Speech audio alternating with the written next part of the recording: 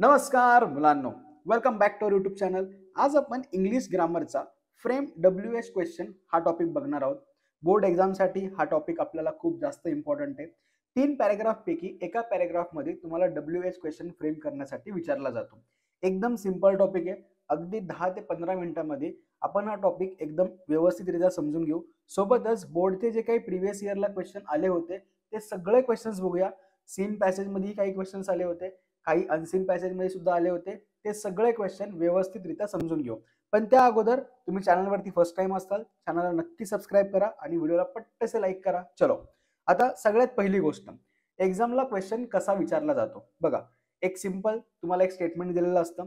त्या स्टेटमेंटमध्ये काही पोर्शनला अंडरलाईन केलेली असते. आता कधी कधी अंडरलाईन केलेली असेल, कधी कधी तो पोर्शन डार्क केलेला असेल आणि त्या पोर्शनच्या खाली असं एक स्टेटमेंट मेन्शन केलेलं असतं, frame the WH question to get underline part as a answer. म्हणजे अंडरलाईन पार्ट जो काही आहे तो आपला आन्सरचा पार्ट आहे असं समजून बाकीच्या वर्ड्सचा यूज करून आपल्याला WH क्वेश्चन तयार करायचा आहे. अजून एक एक्झाम्पल बघा. A bad accident happen in that area. Initial section underline केला होता, खालचं स्टेटमेंट ॲज इट इज तसंच राहणार आहे. आता असं काही मॅन्डेटरी नाहीये की इनिशियल सेक्शन मध्येच क्वेश्चन विचारला जातो, फायनल सेक्शन मध्येच क्वेश्चन विचारला जातो, असं काहीच नाहीये. आदला मधला कुठलाही पार्ट त्याच्यावरती क्वेश्चन हा विचारला जाऊ शकतो. त्यामुळे आपलं जे काम आहे ते आपण पक्क केलं पाहिजे. प्रत्येक पार्ट वरती कसा क्वेश्चन फ्रेम करायचा हे समजून घेता आलं पाहिजे. आता सगळ्यात महत्वाची गोष्ट, WH वर्ड्स माहीत असणं, त्यांचं मिनिंग माहिती असणं आणि कुठल्या सिच्युएशनला कुठला WH वर्ड वापरता आला पाहिजे हे ज्याला समजलं ना त्याला WH क्वेश्चन इझिली एक्झाम मध्ये लिहिता येतो. काहीच अवघड जात नाही बघा. आणि हार्डली तुम्ही 10 ते 15 एक्झाम्पलची जरी प्रॅक्टिस केली ना तरी प्रॉपरली तुम्ही WH वर्ड आयडेंटिफाय करू शकता. आता वर्ड कसा आयडेंटिफाय करायचा त्याच्या अगोदर वर्ड्स आणि वर्डचं मिनिंग समजून घेऊ. व्हॉट याचा अर्थ होतो काय. जर अंडरलाईन केलेला पार्ट एखादं ऑब्जेक्ट असेल, स्टेटमेंट मधलं आयडिया असेल, ऍक्शन असेल तर आपण व्हॉट वापरणार. हू कधी वापरतो, एखाद्या पर्सनचं नाव अंडरलाईन केलेलं असेल तर हू. त्याच्यानंतर होम, सेम कोणाला, सेकंड किंवा थर्ड पर्सन साठी असेल तर बाय होम, परत कोणाकडून, सेकंड आणि थर्ड पर्सन साठीच. त्यानंतर फोर्थ म्हणजेच का. जर अंडरलाईन केलेला पार्ट रिझन असेल आणि स्टेटमेंट मध्ये बिकॉज, देअरफॉर असे वर्ड्स असतील तर आपण वाय वापरणार. त्याच्यानंतर वेअर म्हणजेच कोठे. अंडरलाईन केलेला पार्ट जर प्लेस असेल तर वेअरने आपल्याला काय करावं लागेल, WH क्वेश्चन फ्रेम करावा लागेल. कळलं इथपर्यंत? चलो नेक्स्ट अजून वेन. अंडरलाईन केलेला पार्ट जर टाइमच्या रिलेटेड असेल तर वेन वापरणार, म्हणजेच मराठीमध्ये किंवा झालं. विच कोणता, अंडरलाईन केलेली वस्तू असेल तर विच येईल. नंतर हुज कोणाचे. हाऊ किती कसे, ऍडजेक्टिव्ह अंडरलाईन केलेला पार्ट असेल तर. नंतर हाऊ मेनी काउंटेबल क्वांटिटी आणि how much non countable quantity. आता हाऊ मच आणि हाऊ मेनी मधला डिफरन्स नीट समजून घ्या. जेव्हा एखादी गोष्ट आपल्याला माहिती असेल, फॉर एक्झाम्पल एखाद्या क्लासरूम मध्ये 50 विद्यार्थी आहेत, 50 स्टुडंट्स आहेत, मला माहिती आहे आणि मी जाऊन विचारलं की आज किती मुलं प्रेझेंट आहेत तर त्या सिच्युएशनला हाऊ मेनी येणार. How many students are present today. तर काय येणार, मेनी, म्हणजे मला ती गोष्ट माहिती होती. आता ह्याच्या उलट गोष्ट, आपण बाजारातून एखादी वस्तू आणताना मार्केटला गेलो, त्याची प्राइस आपल्याला माहित नाहीये. मग त्या ठिकाणी नॉन काउंटेबल क्वांटिटी म्हणजे आपल्याला ती गोष्ट माहित नाहीये. मग आपण काय बोलणार, how much cost of this pen. कळलं नक्की? हा. अननोन गोष्टी असतील तर आपण मच वापरणार, माहिती असेल तर आपण मेनी वापरणार. डन. चलो, हे झाले सगळे WH वर्ड. WH वर्ड सोबत काही हेल्पिंग वर्ब म्हणजेच ऑक्झिलरी वर्ब सुद्धा डोक्यात ठेवायचे. कुठले कुठले असतात, am is, are, has, have हे प्रेझेंट टेन्सचे झाले. वॉज, वेअर, हॅड पास्ट टेन्सचे झाले. Will, shall future tense. Should, would, can, could, may modal auxiliaries. Do present tense, does present tense, did past tense. अशा टाईपमध्ये तुम्हाला हेल्पिंग वर्ब तुमच्या डोक्यात ठेवावे लागतील. आता एवढं काही पाठ करायची गरज नाहीये. स्टेटमेंटमध्ये ऑलरेडी ते वर्ब प्रेझेंट असतील तर तेच वापरायचे, नसतील तर हे शेवटचे 3 वापरायचे. बस, रिलॅक्स राहा, लोड घेऊ नका. चलो, आता सगळ्यात पहिला रूल समजून घेऊ. जर अंडरलाईन केलेला पार्ट सब्जेक्ट असेल, म्हणजे थोडक्यात काय, सेंटेन्सचा बिगिनिंगचा पोर्शन असेल तर काय, तर यासाठी 2 WH वर्ड्स आहेत. पहिला व्हॉट आणि दुसरा असणार आहे हू. आता व्हॉट कधी वापरायचा, अंडरलाईन केलेला पार्ट थिंग्स असेल तर. हू कधी वापरायचं, अंडरलाईन केलेला पार्ट नेम असेल तर. म्हणजेच थोडक्यात काय, लिव्हिंग थिंग्स असेल तर आपण हू वापरणार, नॉन लिव्हिंग थिंग्स असेल तर व्हॉट वापरणार. सिंपल. कळलं नक्की. एवढेच दोन शब्द सेंटेन्सच्या सुरुवातीला जर अंडरलाईन केलेला पार्ट असेल तर आपण वापरणार आहे. कळलं नक्की. त्यानंतर क्वेश्चनचा सिंटॅक्स कसा असतो बघा. सुरुवातीला व्हॉट किंवा हू, त्याच्यानंतर सगळं रिमेनिंग सेंटेन्स अजिबात काहीच चेंज नाही करायचा. अंडरलाईन वाला पार्ट गायब करायचा, त्याच्याऐवजी व्हॉट आणि हू वापरायचं. पण व्हॉट कधी वापरणार? नॉन लिव्हिंग थिंग साठी. हू कधी वापरणार? लिव्हिंग थिंग साठी. क्लिअर झालं. चलो एक्झाम्पल बघा. Your dress is beautiful. Initial section underline केलेला आहे बरोबर. ड्रेस काय आहे? काय आहे? नॉन लिव्हिंग थिंग म्हणजे काय येणार? व्हॉट येणार. बघा किती सिंपल आहे. व्हॉट झालं. Remaining sentence as it is, नंतर क्वेश्चन मार्क. क्वेश्चन मार्क द्यायला विसरू नका. कळलं? आहे का नाही सिंपल. चलो next. The sweet will be made by him. Underline केलेला पार्ट द स्वीट इनिशियल आहे बरोबर. स्वीट नॉन लिव्हिंग थिंग्स आहे म्हणजे काय येणार? व्हॉट येणार. एकदम बरोबर. म्हणजेच what will be made by him. Clear झालं. शुअर. चलो next. The Kohli can make century. Underline केलेला पार्ट होता द कोहली. द कोहली कोण आहे? पर्सन आहे. एक्झॅक्टली. म्हणजे काय येणार? हू वापरणार आपण बरोबर. Who can make century. आता फोर्थ सेंटेन्स बघा. Students were going to school. Underline केलेला पार्ट स्टुडंट्स होते. स्टुडंट्स काय आहे? काय आहे? लिव्हिंग थिंग्स म्हणजे काय येणार? बरोबर आहे. Who were going to school. कळलं नक्की. सिंपल आहे का नाही. बघा एवढा सिंपल होता पहिला rule.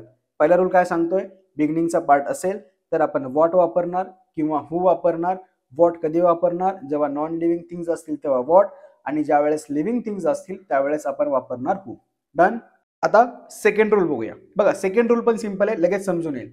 The underline part is not a subject. म्हणजेच बिगिनिंगचा पोर्शन नसेल, मिडलवाला किंवा सेंटेन्सच्या एंडिंगचा पोर्शन असेल, पण त्यांनी एक कंडिशन सांगितली की सेंटेन्स मध्ये ऑक्झिलरी वर्ब पाहिजे.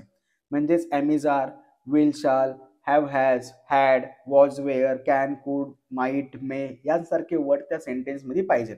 तर कसा सिंटॅक्स आहे बघा. सुरुवातीला प्रॉपर WH वर्ड घ्यायचा, त्याच्यानंतर ऑक्झिलरी वर्ब ज्याला आपण हेल्पिंग वर्ब बोलतो, त्याच्यानंतर सब्जेक्ट, त्याच्यानंतर मेन वर्ब, त्याच्यानंतर ऑब्जेक्ट. कळलं नक्की. चलो लक्षात ठेवा, आपल्याला प्रॉपर WH वर्ड आयडेंटिफाय करता आला पाहिजे. आता ह्या ठिकाणी व्हॉट आणि हू सारखी कंडिशन नाहीये. आपल्याला what, who, how, when, where यांसारखे वर्ड प्रॉपरली यूज करता आले पाहिजे. आता जी पहिली स्लाइड दाखवली होती ना मी, त्याच्यावरती मिनिंग सांगितले होते, ते मिनिंग आठवायचा प्रयत्न करा. चलो एक्झाम्पल घेऊ, तुम्हाला आठवून जाईल, नका लोड घेऊ. बघा आता पहिलं example. The chemical symbol for gold is AU. Underline केलेला पार्ट होता AU. ठीक आहे. चलो आता सगळ्यात पहिली गोष्ट तर कळलं, अंडरलाईन केलेला पार्ट बिगिनिंगचा नाहीये, एंडिंगचा आहे. डन. आता काय करायचंय? केमिकल सिम्बॉल फॉर गोल्ड विचारलाय. AU हा अंडरलाईन केलेला पार्ट आहे आणि या सेंटेन्सचं काय हे ऑब्जेक्ट आहे. ऑब्जेक्ट असेल तर आपण कुठला WH वर्ड वापरतो? व्हॉट वापरतो. एकदम बरोबर. मग काय येणार? व्हॉट. नंतर ऑक्झिलरी वर्ब काय होतं? इज. एकदम राईट. त्यानंतर सब्जेक्ट द केमिकल सिम्बॉल. त्याच्यानंतर या स्टेटमेंटमध्ये मेन वर्ब नाहीये. मेन वर्ब नाहीये त्यामुळे पुढचं सेंटेन्स ऍज इट इज. बघा क्वेश्चन काय झाला? What is the chemical symbol for gold. कळलं? वर्ब असेल तर वर्ब वापरा, वर्ब नसेल तर as it is remaining sentence लिहून टाकायचं. कळलं नक्की. चलो नेक्स्ट बघा. People are going to picnic by bus. Underline केलेला पार्ट होता to picnic. People are going to picnic place बद्दल सांगितलं जात आहे बरोबर की नाही. म्हणजे कुठला WH वर्ड येणार? वेअर. एकदम बरोबर. ऑक्झिलरी वर्ब काय आहे? आर. राईट. त्याच्यानंतर subject the people. Main verb कुठलं होतं? Going. Object by bus. Question mark. म्हणजेच क्वेश्चन काय झाला? Where are the people going by bus. Simple आहे का नाही?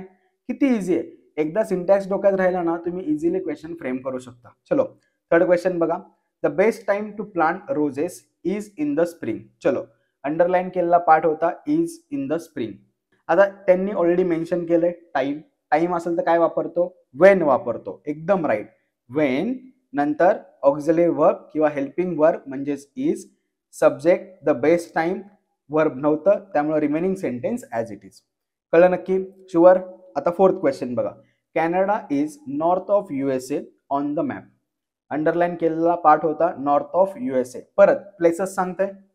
प्लेस साठी काय वापरतो आपण? वेअर. एकदम राईट. नंतर is helping verb, subject Canada, नंतर वर्ब आहे का ह्याच्यात? नाहीये त्यामुळे object on the map as it is continue येणार. कळलं?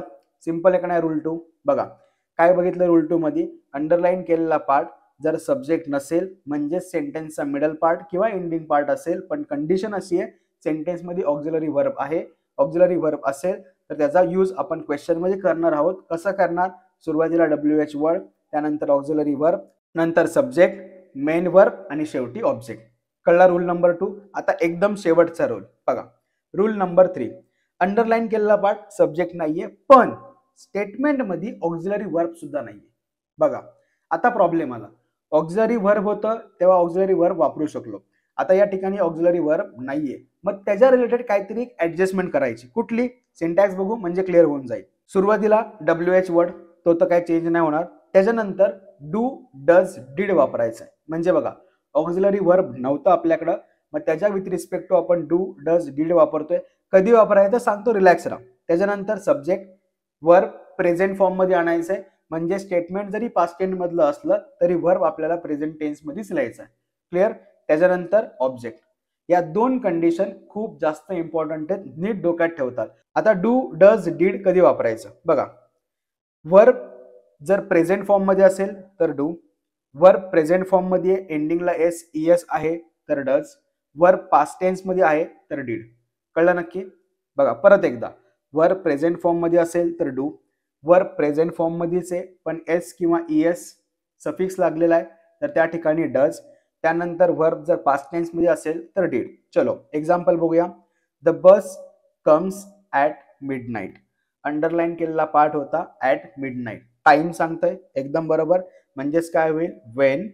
नंतर स्टेटमेंटकडे बघा. वर्ब आहे का? नाहीये. कम्स काय सांगताय? Present tense. एस आहे म्हणजे काय येणार? डज. एकदम राईट. नंतर सब्जेक्ट द बस आणि वर्ब प्रेझेंट फॉर्म मध्ये आणायचंय, म्हणजे जो एस होता तो गायब करावा लागेल. म्हणजे काय होईल? The bus come. कळलं नक्की? म्हणजे क्वेश्चन काय झाला? When does the bus come. Clear? चलो next example. She went to Pune yesterday. Underline केलेला पार्ट होता टू पुणे. आता टू पुणे काय सांगताय? प्लेस सांगताय, म्हणजे काय येणार? वेअर. चलो पहिलं काम तर झालं. वेंट पास्ट टेन्स म्हणजे डिड. त्याच्यानंतर सब्जेक्ट शी, वर्ब प्रेझेंट फॉर्म मध्ये आणायचं आहे, वेंट होतं म्हणजे काय येणार? गो येणार. एकदम राईट. आणि नंतर ऑब्जेक्ट ॲज इट इज आणि एंडिंगला क्वेश्चन मार्क. समजलं? नक्की इझी आहे का नाही? चलो third example. The advertising help to produce consistency of quality. Underline केलेला पार्ट काय होता? Consistency of quality. काय इंडिकेट करत आहे? आयडिया. ऑब्जेक्ट इंडिकेट करत आहे म्हणजे काय येणार? व्हॉट येणार. एकदम राईट. नंतर सेंटेन्स कशामध्ये आहे? प्रेझेंट फॉर्म मध्ये एस लागलेला आहे म्हणजे येणार डज. डन. नंतर सब्जेक्ट आला, वर्ब प्रेझेंट फॉर्म मध्ये म्हणजे एस गायब होऊन जाणार आणि त्याच्यानंतर ऑब्जेक्ट ॲज इट इज. कळलं नक्की? म्हणजे क्वेश्चन काय झाला? What does the advertising help to produce. Simple आहे का नाही? चलो फोर्थ क्वेश्चन बघूया. They kill a rat. सेंटेन्सचा एंडिंगचा पार्ट अंडरलाईन केलाय म्हणजे ऑब्जेक्ट म्हणजे काय येणार? परत व्हॉट. किल प्रेझेंट टेन्स म्हणजे do. They verb normal form मध्ये प्रेझेंट फॉर्म मध्ये kill. What do they kill? Question mark. बास. तीन रूल वरतीच तुम्हाला बोर्ड एक्झाम मध्ये क्वेश्चन विचारला जातो. तीनही रूल एकदम पक्के करून ठेवा, लोड घेऊ नका. इझिली तुम्हाला 1 मार्क भेटून जाईल. कळले रूल? तिन्ही रूल समजले? चलो इथपर्यंत व्हिडिओ बघितला असेल तर नक्की व्हिडिओला लाईक करताल. आता बोर्ड एक्झामचे काही क्वेश्चन बघूया. बघा. The writer's house was in the corner of the campus. November 2020 ला आला होता. अंडरलाईन केलेला पार्ट होता in the corner off campus. आता काय सांगते हे? प्लेस. बरोबर. वेअर. एकदम राईट. जमतंय तुम्हाला. नंतर हेल्पिंग वर्ब वॉज. त्याच्यानंतर सब्जेक्ट वर्ब आहे का? नाहीये. झालं. Where was the writer's house. Simple आहे का नाही? आता next question. Meena is an LIC officer. March 2023 ला आला होता. अंडरलाईन केलेला पार्ट आहे अन LIC ऑफिसर. मीना कोण आहे हे विचारायचं आहे म्हणजे काय येणार? हू. एकदम right. Who is Meena. Simple आहे का नाही? बघा एवढे सिंपल क्वेश्चन बोर्ड एक्झामला विचारले गेले होते. आता next part. India had propose a nomination for Jaipur. March 2020 ला आला होता. अंडरलाईन केलेला पार्ट आहे nomination for Jaipur. WH word कुठला येईल? तर व्हॉट येईल. का? तर हे ऑब्जेक्ट होतं म्हणून. एकदम राईट. म्हणजे व्हॉट, त्याच्यानंतर हेल्पिंग वर्ब हॅड, त्याच्यानंतर ऑब्जेक्ट आणि शेवटी वर्ब आणि क्वेश्चन मार्क. समजलं? नक्की. चलो नेक्स्ट बघा. The eyes convey range of emotions. March 2022 ला अनसीन पॅसेज मध्ये विचारला गेला होता. अंडरलाईन केलेला पार्ट शेवटचा होता. परत ऑब्जेक्ट आहे म्हणजे परत वॉटच यूज होणार. आता या स्टेटमेंटमध्ये हेल्पिंग वर्ब नाहीये, त्यामुळे डू एकदम बरोबर. त्यानंतर सब्जेक्ट आणि वर्ब प्रेझेंट फॉर्ममध्ये द आईज कन्वे. कळलं? झालं का नाही? सिंपल आहे का नाही? चला शेवटचा क्वेश्चन बघा. कलाम रोट सेव्हरल बुक्स. अंडरलाईन केलेला पार्ट होता सेव्हरल बुक. मार्च 2024ला म्हणजे याच बोर्ड एक्झामला आलेला क्वेश्चन आहे बघा. काय येईल परत? वॉट. सिंपल आहे का नाही बघा. आता 3 एक्झाम्पल बघितले, तिन्ही एक्झाम्पल मध्ये वॉटच यूज होतोय. वॉट, नंतर रोट आहे, हेल्पिंग वर्ब नाहीये, डीड, सब्जेक्ट आणि वर्ब काय येणार प्रेझेंट फॉर्म मध्ये. आलं की नाही बघा? आहे का नाही सिंपल? असे होते तुमच्या बोर्ड एक्झामचे क्वेश्चन्स.